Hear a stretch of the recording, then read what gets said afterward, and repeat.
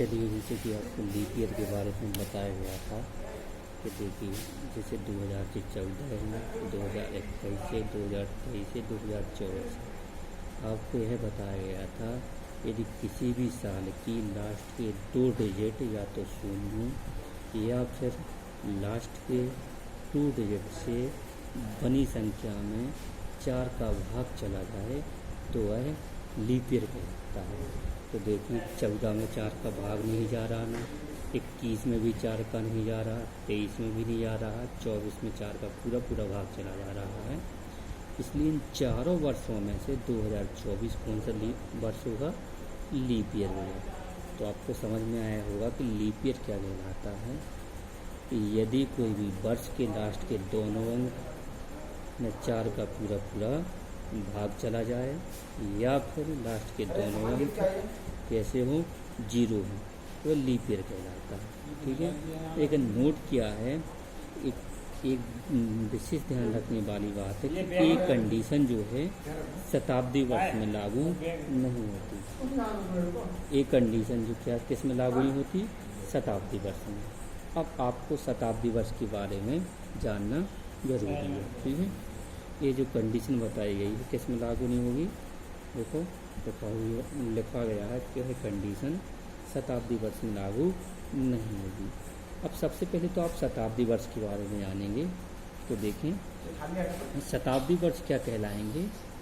जो वर्ष 100 के क्या हों, मल्टीपल्स हों। ठीक है। सभी कौन से वर्ष कहलाएंगे? शताब्दी वर्ष कहलाएंगे। ठीक है। जितने भी 100 के मल्टीपल्स हैं वो सभी शताब्दी वर्ष हैं। जैसे 100, 300, 700, 800, 2100 फिर 2200। ठीक है ना।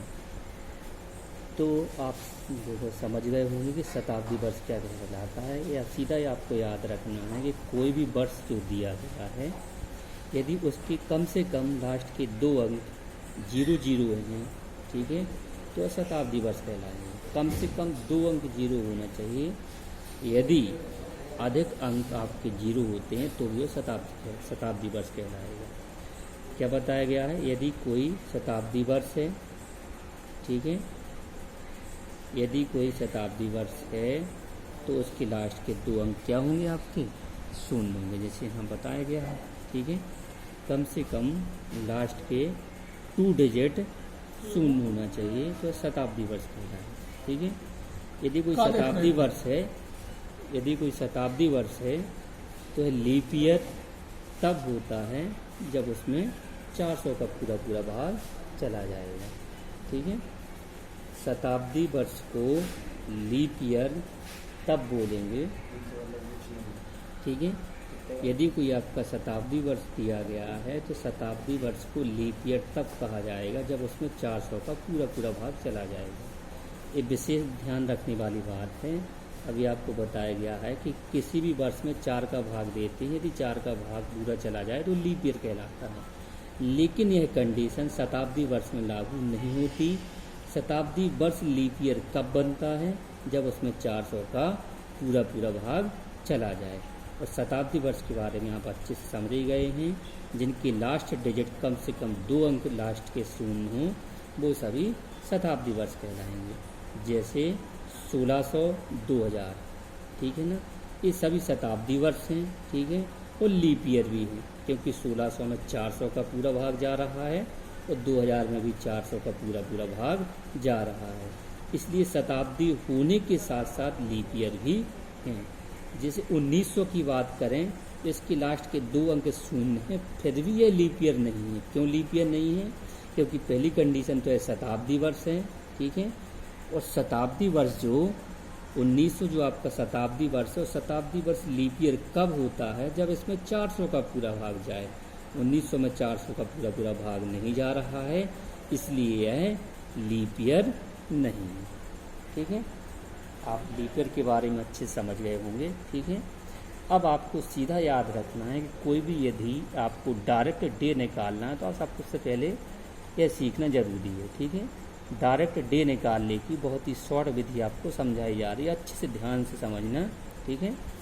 देखें, डायरेक्ट डे निकालने के लिए एक आपको मेथड बताया जा रहा है। मेथड बहुत ही महत्वपूर्ण है, कहीं भी आपको बुक में कहीं नहीं मिलेगा। ठीक है, तो क्या करना है, सबसे पहले आपको ये कोड याद रखना है, अच्छे से कोड याद रखना है। 14, 40, 250, 36, 146। ठीक है, ये कोड क्या है, ये आपके 12 अंक दिए गए हैं। जैसे आप एक मोबाइल नंबर याद रखते हैं, तो मोबाइल नंबर तो याद रख लेते हैं। अब मोबाइल नंबर 10 अंक का होता है, लेकिन ये आपको 12 अंकों का समझ जाना कि एक मोबाइल नंबर है, ये आपको बहुत काम आने वाला है।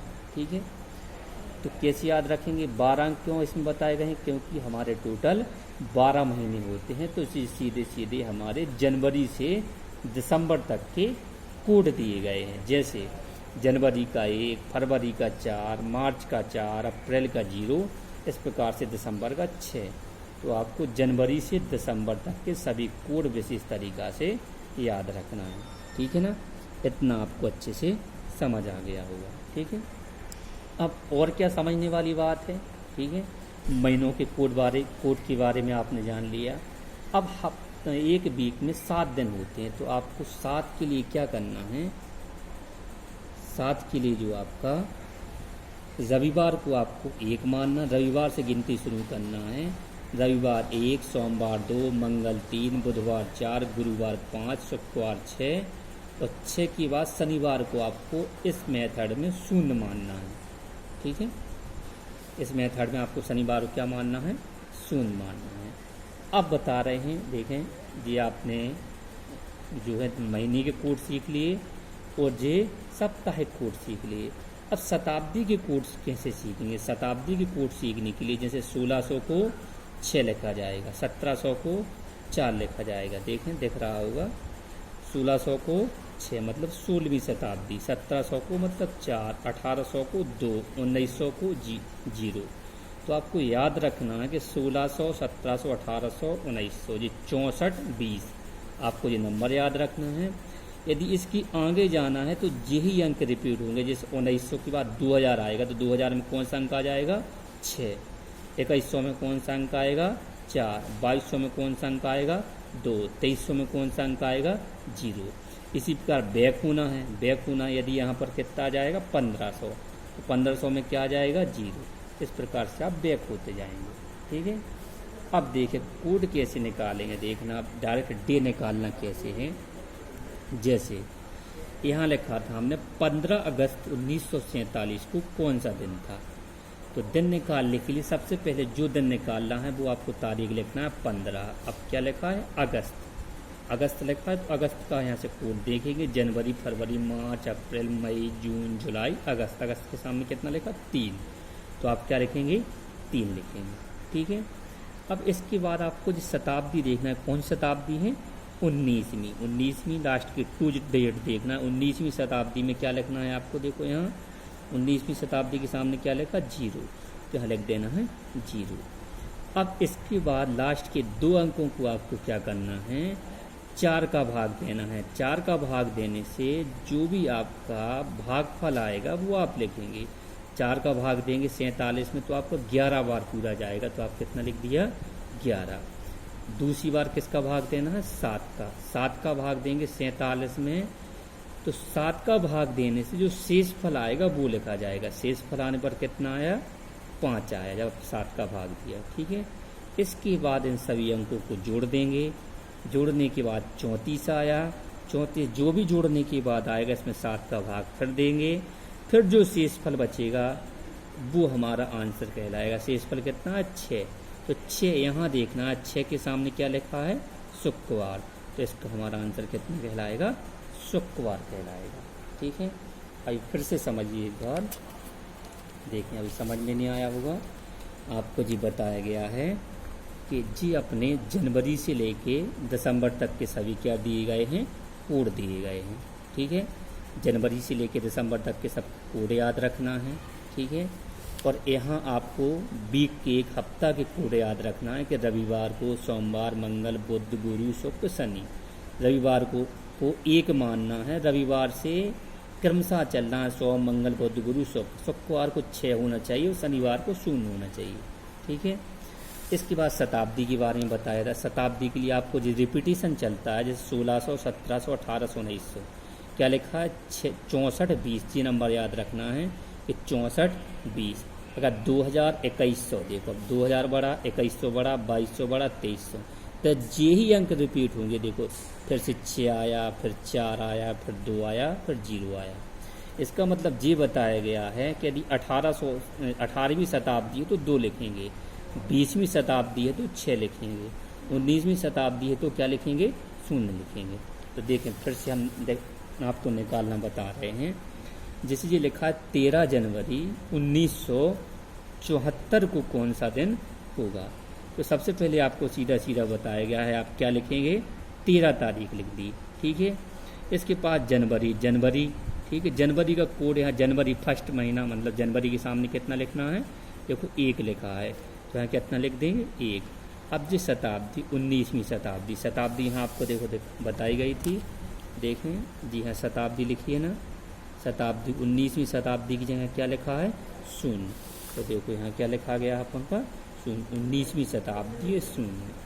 अब लास्ट के 2 अंकों में ये बताया गया है कि पहले किसका भाग देना है 4 का भाग देंगे तो जो भागफल आएगा, भागफल कितना आएगा देखिए यहाँ पर 4 का भाग देने से जो हमारा भागफल आता है वो लिखते हैं। देखो 74 में 4 का भाग देंगे तो पूरा 18 बार जाएगा, ठीक है ना, तो 18 लिख दिया।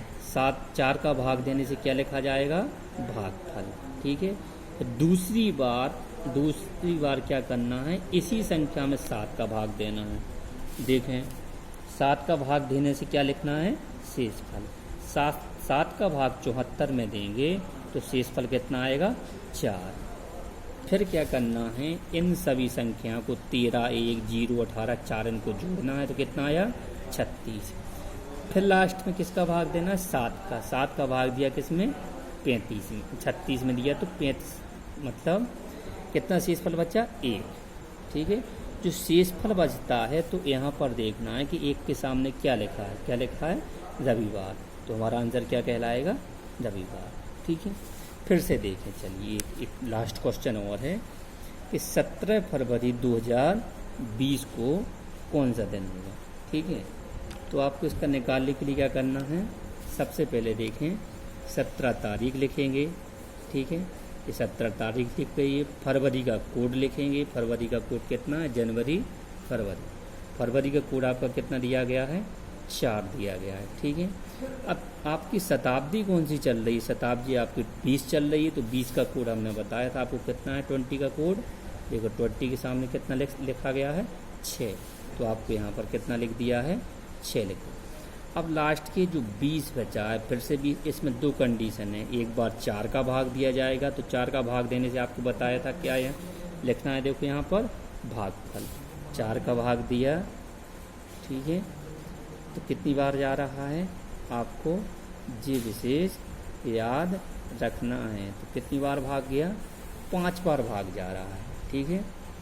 अब देखो जब किसी लास्ट की जो संख्या दी गई है यदि इसमें पूरा भाग चला जाए, मतलब यहाँ शेषफल नहीं बचा, पूरा भाग चला जाए तो विशेष याद 5 बार भाग जा रहा है, लेकिन हमने यहाँ 4 लिखा है। 4 क्यों लिखा गया है, क्योंकि जी यदि महीना देखो लीप ईयर का प्रभाव तब पड़ता है जब हमारी फरवरी क्रॉस हो जाती है, चूँकि हम 17 फरवरी तक पहुँचे हैं इसलिए इसमें लीप ईयर का प्रभाव नहीं पड़ा। यदि हम जी मार्च महीने में पहुँच जाते तो इस 20 की 4 का भाग 5 बार जा रहा तो कितना लिखते 5, ठीक है, यहाँ कितना लिखते 5, क्योंकि अभी कितना लिखा है 4, ठीक है। अब एक बार 7 का भाग देंगे तो 7 दूनी 14, कितना बचा शेषफल 6 बचा, ठीक है। सबको जोड़ेंगे कितना आया 37 आया, ठीक है। 7 का भाग दिया 35, कितना बचा 2 शेषफल, तो 2 में हमारे यहाँ पर क्या है देखें सोमवार, तो हमारा आंसर क्या हो जाएगा सोमवार हो जाएगा। देखें यहाँ कितना कहलाएगा हमारा आंसर सोमवार।